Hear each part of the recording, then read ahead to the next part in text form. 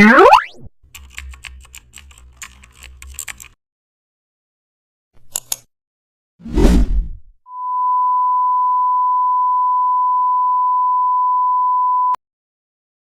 back to the channel. Today tutorial unleash the real power hidden inside the direct selection tool.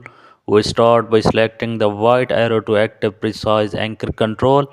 As soon as you click any other anchor point, Photoshop reveals its editable handles.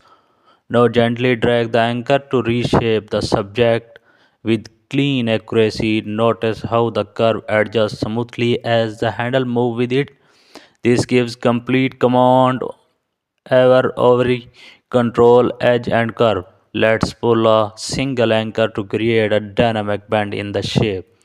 Now push the opposite handle to balance the curve perfectly. This technique helps you fine tune shape symmetry effortlessly. If the shape feels too stiff,